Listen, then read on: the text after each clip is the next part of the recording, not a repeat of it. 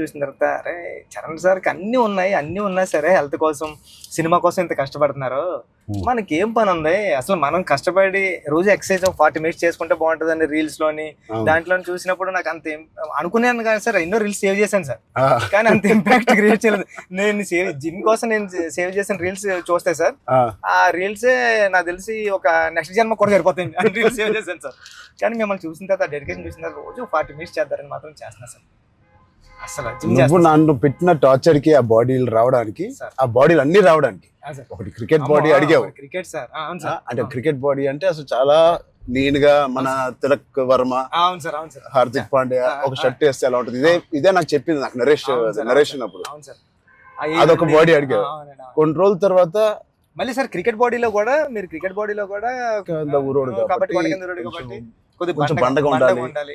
Tribal వ్యక్తి ఎంత strong గా ఉంటాడో అది బాడీ బిల్డింగ్ చేస్తే వచ్చే స్ట్రెంత్ కాదు. అవును సార్, ఆడికి అలవాటుగా ఆ కొండల్లోని అట్లా తిరగడం వల్ల వచ్చిన బాడీ అన్నట్టు అదొకటి అడిగే. అది అయిపోయిన తర్వాత సార్ మళ్ళీ సార్ కొన్ని రోజులు మళ్ళీ షూటింగ్ జరుగుతా ఉంటే సార్ ఏంటి సార్ నాకు ఆ లుక్ రావట్లేదు అంటావు, ఈ లుక్ షూట్ చేస్తే ఆ లుక్ ఎలా వస్తుంది, కుస్తీ లుక్ కావాలన్నాను సార్, రెజ్లింగ్ రెజ్లింగ్ లుక్, కుస్తీ లుక్ కావాలంటావు సార్. నిజంగా చెప్పాలంటే సార్ నాకు అడగడానికి కూడా భయం వేసేది సార్. అంటే ఏంటి టైం లైన్ కూడా ఎక్కువ లేదు సార్.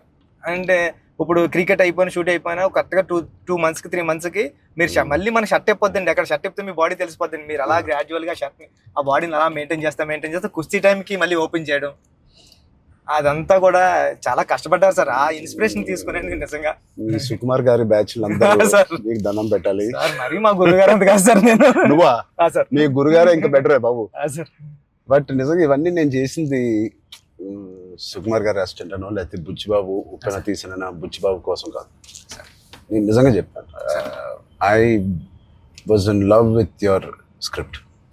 నువ్వు రాసిన కథ ఆ సరస్వతి దేవి కోసం నేను ఎన్ని చేసినా ఈ సినిమాకి తక్కువే అనుకుని ఏమడిగినా నేను చేశాను. అంత అద్భుతంగా నువ్వు రాస్తావు ఈ సబ్జెక్ట్.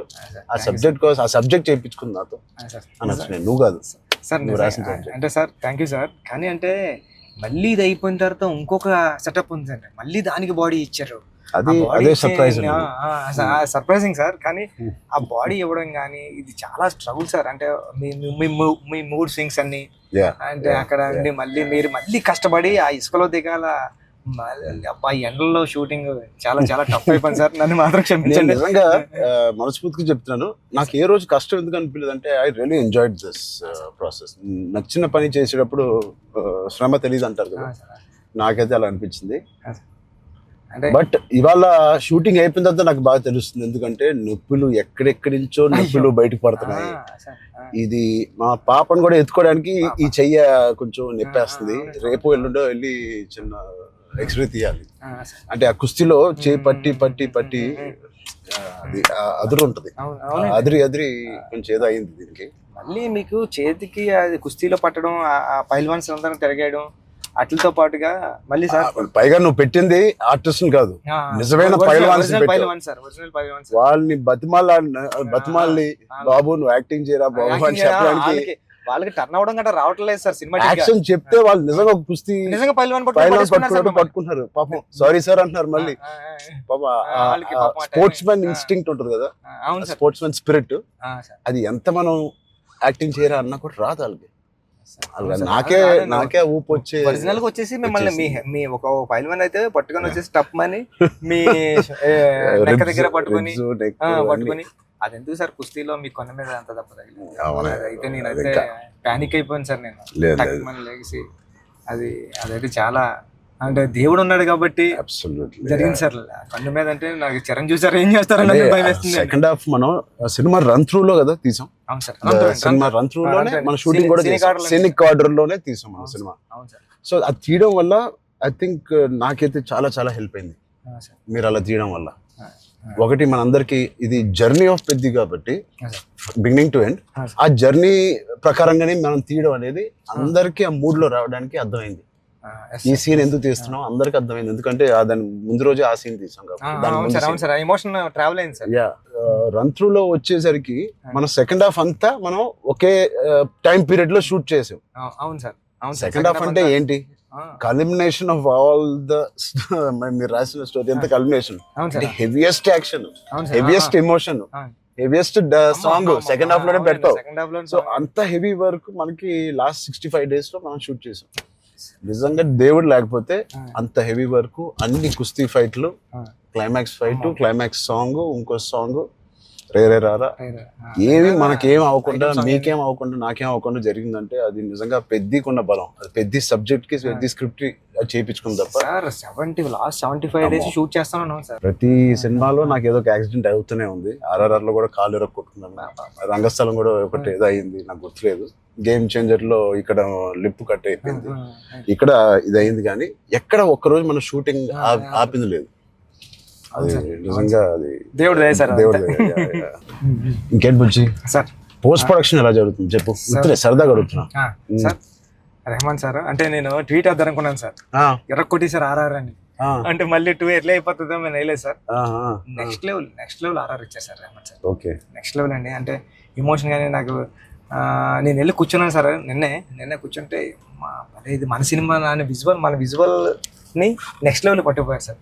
ఓకే, రెహమాన్ గారు కానీ, రత్నవేల్ సార్ కానీ, అసలు అంటే రత్నవేల్ గారి నుంచి మాట్లాడరు. మనం అనుకున్నప్పటి నుంచి అది ఎంత పెద్ద అసెట్ రత్నవేల్ గారు.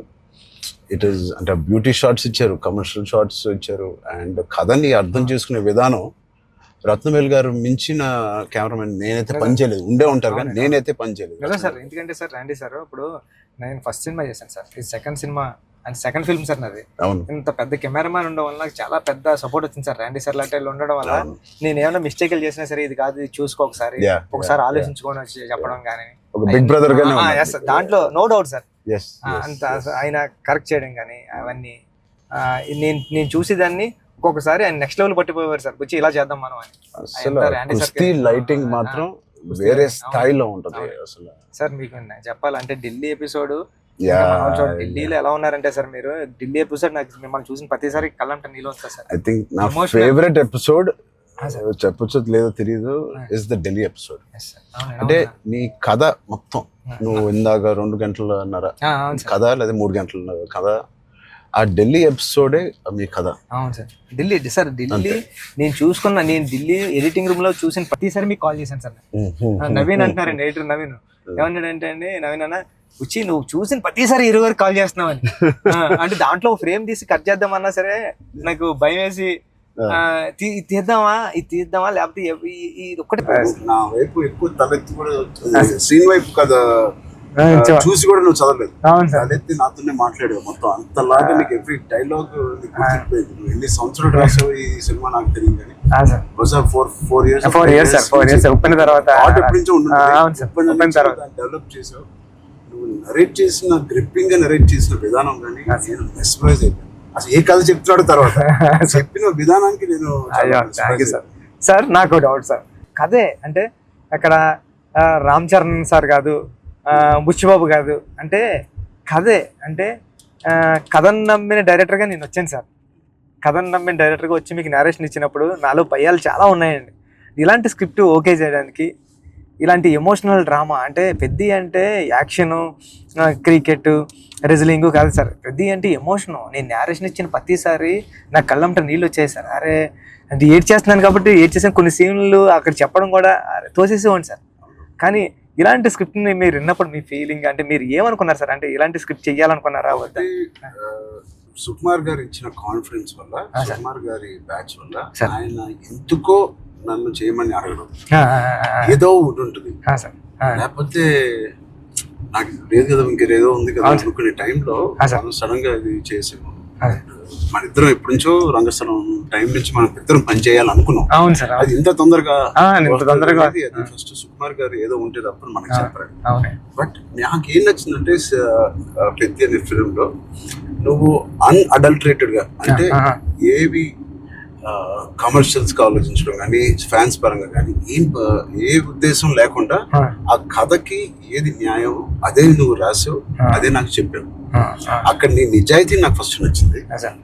నా క్యారెక్టర్ లో ఉన్న నిజాయితీ నచ్చింది, పెద్దిగాడి క్యారెక్టర్ లో ఉన్న నిజాయితీ నాకు నచ్చింది. దాని తర్వాత ఏదేమైనా లైఫ్ లో ముందుకు సాగుతూ వెళ్ళాలి అనే ఇదే point sir. Is the biggest point of Peddi. Yes, sir. ఎన్ని హర్డల్స్ వచ్చినా ఇంకోటి ఇవన్నీ దేనికి చేస్తున్నారు, ఆ కథ ఏంటి, ఆ కథ ఇవన్నీ దేనికి చేస్తున్నారు, ఇన్ని ఆటలు ఎందుకు ఆడుతున్నారు, అదేంటి cross over athlete. Cross over athlete అండి మెయిన్ పాయింట్ అది sir. Main point cross over athlete. ఆ క్రాస్ ఓవర్ అథ్లీట్ ఒక అథ్లీట్ గా వెళ్ళొచ్చు, ఒక కొంత దూరం వరకు తన జీవితంలో ఏదో ఒకటి సాధించవచ్చు. ఇంత తపంతో how come he went that far to do that and achieve that goal. That I feel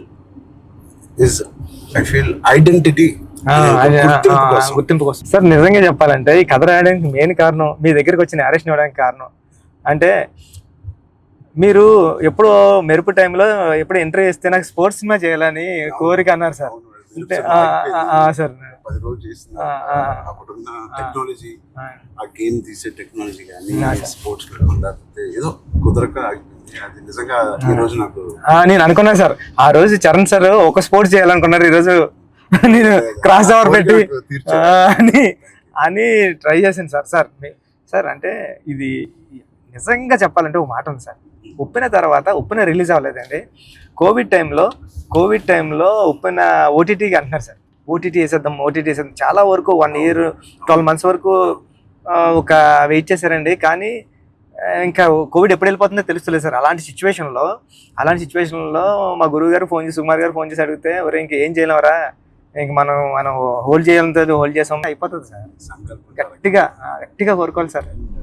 నాకు కూడా ఇంత గొప్ప సినిమాలో హీరోగా చేయడం అనేది, గొప్ప రైటింగ్ రావడం అనేది, అది కూడా నేను ఎక్కడో అనుకున్నాను, ఎప్పుడో మెరుపు అప్పుడు అనుకున్నాను ఒక స్పోర్ట్స్ సినిమా చేయాలి మీ సంకల్పమే సార్. అది అప్పటి నుంచి 10 ఏళ్ళు అయిపోయింది. మెరుపు ఆల్మోస్ట్ 12 years అయిపోయింది. ఆ 12 years నుంచి నా కోరిక, నీ కోరిక ఏదో సార్ ఇద్దరిని సుకుమార్ గారు కలిపారు. సుకుమార్ గారు దేవుడు మా గురుగారు తీసుకొచ్చి, అందుకే నేను ఎప్పటికీ మా గురుగారు 2 పని ఉంటాను సార్. నిజంగా ఏదైనా అంత గట్టిగా అనుకోవాలనేది నాకు మళ్ళీ అనిపించింది. అనుకుంటే సాధ్యం అవుతుంది అనేది, అనుకుంటే అవుతుంది అన్నారు. మీరు ఏదైతే అన్నారో ఇదే మన కథ సార్. పెద్దిగాడు ఏది వదలడండి. పెద్దిగాడు పట్టుకుంటే అంటే చిన్న ఇన్సిడెంట్లకే ఈ జనరేషన్ అంతానే అది కాదు ఇది అవుతులేదు అని కొద్ది ప్యానిక్ అయిపోయి రకరకాల డెసిషన్ తీసుకున్నారు కదా సార్. అలాంటి సిచ్యువేషన్లో పెద్ది చాలా ఇన్స్పిరేషనల్ క్యారెక్టర్ సార్. పెద్దిగాడు అందరికీ హృదయంలో ఉండిపోతారు సార్. పెద్దిగాడు చాలా ఇన్స్పిరేషనల్ క్యారెక్టర్ అంటే నిజంగా చెప్పాలంటే పాఠ్యాంశాల్లో అంటే బుక్స్లో ఉండాల్సిన క్యారెక్టర్ అండి. 7th class నాన్ డీటెయిల్లో ఉంది సార్. అంటే పట్టుదల ఉంటే సాధించలేనిది లేదని. అలాంటి బుక్ లో నేను రాసినప్పుడు నాకు ఆ కథ గుర్తొచ్చిందండి. అరే విక్రమాదిత్య ఏదో అండి అతని పేరు. అతను చాలా స్ట్రగుల్ అయ్యి అనుకున్నదాన్ని రీచ్ అవుతాడండి. అంటే పెద్దికి కూడా విజయం అంత ఈజీగా దొరకలేదండి. పెద్ది చాలా స్ట్రగుల్ అవుతా తన విజయాన్ని, తన డెస్టినేషన్ ని, తన గోల్ ని రీచ్ అవ్వగలిగాడు. కానీ అంత ఈజీగా నీ జనరేషన్ చిన్న ఆటలకే కొద్దిగా ప్యానిక్ అయిపోయి అది కాదు ఇది కాదు అంటారండి. ఇది చాలా ఈ జనరేషన్ సెట్ అవుతుంది. ఈ జనరేషన్ కి చాలా ఇన్స్పిరేషనల్ స్టోరీ. మోటివేషన్ అంటే ఐ ఫీల్ ఒక వ్యక్తికి మోటివేషన్ దొరకడం ఉంటుంది. And it was very low phase అవన్నీ అన్నాను, కానీ ఇట్ ఈస్ అంత స్ట్రాంగ్ వర్డ్స్ నేను వాడట్లేదు. కానీ ఒక కన్ఫ్యూజ్డ్ స్టేట్ లో ఉండేవాళ్ళం. అంటే అప్పటికి RRR మధ్యలో మీకు కూడా సార్, నాకు కూడా RRR 30-40% అయిన తర్వాత ఆ బ్రేక్ పడింది. అయితే 50% తర్వాత ఆ బ్రేక్ పడింది. పీక్ లో నా ట్రైలర్ రిలీజ్ అయింది. అంటే అంత పీక్ బాడీ లో RRR స్టాప్ అయింది. సో ఏం చేయాలి, జిమ్ నేను ఒక అపార్ట్మెంట్ లో ఉండేవాడిని అప్పుడు. దాని తర్వాత ఇప్పుడు ఇంటికి షిఫ్ట్ అయ్యాను కదా. సో అక్కడి నుంచి అసలు ఉన్నారా, మన చుట్టూ ఉన్న వ్యక్తులు ఒక్కొక్కరు చనిపోవడం చూసి ఆ ఉపాసన ఇంట్లో ఉండడం వల్ల ఆ హాస్పిటల్ కాల్స్ విని నేను ఇంకా ఆఖరికి నా హోమ్ థియేటర్ లో కూర్చొని టీవీ చూస్తూ ఉండేవాడిని. పక్కన ఆవిడ అక్కడ ఉండేది. అది వినలేక నేను ఒక్కడనే ఉండలేక, బికాస్ ఆవిడతో ఉంటే ఏదో ఒక కాలక్షేపం ఉండేది. వాళ్ళు మిమ్మల్ని అంటే ఆయన వచ్చారు. ఏం చేయాలంటే మళ్ళీ షూటింగ్ స్టార్ట్ అవుతుంది. నాకు అదే జోష్, ఏదైతే షూటింగ్ మనం ఆపామో ఆ టైంలో నాకున్న జోష్ అది రావట్లేదు సార్. నాకు ఏంటో అర్థం కావట్లేదు. ఇంత పెద్ద సినిమా, ఇంత పెద్ద డైరెక్టర్తో నేను చేస్తున్నాను, ఏమవుతుంది నాకు, ఎందుకు నాకు మోటివేషన్ రావట్లేదు అంటే ఆయన చెప్పిన మాట ఇవాల్టి వరకు I have kept it in my heart. ఎప్పుడైనా చరణ్ అది మోటివేషన్ ఏదో ఒక పెద్దది వస్తేనే రాదు. దీనికన్నా పెద్దది ఏముంటుంది, ఆర్ఆర్ఆర్ కన్నా పెద్దది మోటివేట్ చేయడానికి. అయినా నాకు రేపు పొద్దున లెగిసి వర్కౌట్ చేసి మీ షూటింగ్ కి రావాల్సిన మోటివేషన్ నాకు రావట్లేదు. అన్నం ఏంటి నేను చూచారని అలా కాదు. షూటింగ్ కి ఇంకా 20 days టైం ఉంది. ఇంకా 20 days లో లాక్డౌన్ ఓపెన్ చేస్తున్నారు, ఫస్ట్ లాక్డౌన్. సో నీకు 20 days టైం ఉంది. ఒక పని చెయ్యి, స్టార్ట్ స్మాల్. ఈ రోజు నేను ఇవాళ లెగిసి ఏదో ఒక పని అనుకోవాలి, తీసేయడం అన్ని నేను చేసి ద బెస్ట్ గార్డెన్ అని నేను నిరూపించుకోవాలి. అది చిన్నదైనా పెద్దదైనా. క్యూట్ గా ఒక బాల్కనీలో ఉన్న అపార్ట్మెంట్ అయినా the best apartment balcony in the whole apartment గా ఎలా చేయాలి. ఆ చిన్న చిన్న కారణాలు వెతుక్కొచ్చారని ఇలాగా. లేకపోతే నువ్వు బిల్డ్ చేసే నీ ఫామ్ హౌస్ ఏదైతే ఉందో ఆ best farm house with all your horses అన్నిటితో నువ్వు చెయ్యి, దాని మీద దృష్టి పెట్టు. సో నువ్వు పొద్దున్న లెగిసి ఓకే నేను కన్స్ట్రక్షన్ వాళ్ళతో మాట్లాడి ఫామ్ హౌస్కి వెళ్ళి ఏదో ఒక పని పెట్టుకోవాలి. మనం ఒక మోటివేషన్ పెట్టుకోవాలి మన లైఫ్ లో. చిన్నగా స్టార్ట్ చేయి. ఆ చిన్న స్టార్ట్ చేసిన మోటివేట్ అవుతావు నువ్వు. ఇంట్లో మొదలైన మోటివేషన్ అది పెద్దగా చేరి అది నేను ఎగ్జాక్ట్ గా వర్డ్ టు వర్డ్ నేను ఫాలో అయ్యాను. ఇవాళకి 3-4 years there was not one day where I was demotivated. So Peddi గారిది coming to the point, Peddi also is like that. ఏంటి అవకాశాలు అనేది ఎత్తుకుంటా ఉంటాడు లైఫ్ లో. ఇది అది పోయిందా, ఇది కూలిపోయాడా, ఎన్ని అడ్డంకులు వచ్చినాయి అతనికి అని చూసుకోకుండా ఉన్న దాంట్లో సరిపెట్టుకోకుండా కూడా మళ్ళీ దాంట్లో బెస్ట్ ఎలాగా ఉంటాడు అనేది ఒక ఫస్ట్ హాఫ్ నుంచి ఇంటర్మిషన్ లో ఒకలాగా, ఇంటర్మిషన్ తర్వాత ఇంకోలాగా. Whatever happens the life should go on, life should keep going on. ఆ లైఫ్ ఎలా గో ఆన్ అవ్వాలంటే దానికి ఒక పర్పస్ ఎత్తుకోవాలి. ఆ పర్పస్ నేను చెప్పినట్టు చిన్న చిన్నగా ఉండొచ్చు, పెద్దగా ఉండొచ్చు. నేనే అనుకున్నాను, నేనే చాలా బాగా మాట్లాడాను. లేదు, ఐ థింక్ ఇవన్నీ కోవిడ్ నుంచి కథ నుంచి వెరీ వెరీ ఇన్స్పైరింగ్ కథ. ఈ మధ్య ఒక ఇన్స్పైరింగ్ కథల్లో రామ్ చరణ్ గారు కనిపించకుండా దాంట్లో అంతలా ఇన్వాల్వ్ అయిపోయారండి మీరు. ఒక పావు గంట ఒక ఒక హాఫ్ అన్ అవర్ సినిమా తర్వాత పెద్ద క్యారెక్టర్ లోకి వెళ్ళిపోతాం సార్. మీకు జాన్వీ కపూర్ కూడా is looking so beautiful. And నువ్వు అనుకున్నప్పుడు నుంచే జాన్వీ కపూర్ అని అంటానే ఉన్నావు. కానీ అమ్మాయి కూడా ఒక హీరోలా ఉంటది సార్. అసలు అక్షయమ్మ క్యారెక్టర్ అంటే చాలా strong character sir. Akshayamma is very good aura. అవును sir. Every time Janhvi screen మీదకి వచ్చినప్పుడు ఆవిడ ఆరా సగం పని చేసుకుని వెళ్ళిపోతుంది. కొన్ని వాళ్ళు అమ్మకున్న ఆవిడకి స్ట్రైట్ దిగిపోయింది సార్. కొన్ని సీన్స్ లో శ్రీదేవి గారి లాగా అనిపిస్తుంది. రేపు వచ్చి సార్ సరదాగా మాట్లాడుకుందాం, అన్ని అయిపోయినాయి సార్. ఇప్పుడు నిజమైన టాపిక్ మాట్లాడదాం సార్. చెప్పండి సార్. నిజంగా ఒక మంచి సినిమా తీయాలంటే ఎంత శ్రమ పడతామో మనకు తెలుసు. అంటే ఏది ఇచ్చినా కొద్దిగా మంచి కంటెంట్ ఇవ్వాలని అందరూ గర్వపడే సినిమా. నిజంగా అందరూ ఇన్స్పైర్ అయ్యే సినిమా. ఫ్యాన్స్ అందరికి అది నిజం సార్. ఎందుకంటే చాలా మంచి సినిమా తీశారు మా హీరో గారు అన్న చెప్పుకోవడానికి అంత ఉంటుంది సార్. మీకు గుర్తుందా సార్, ఈ సినిమా తర్వాత చాలా మంచి పేరు వస్తుంది, మీకు చాలా మంచి పేరు వస్తుంది అని చెప్తే మంచి కదా కాదు సార్.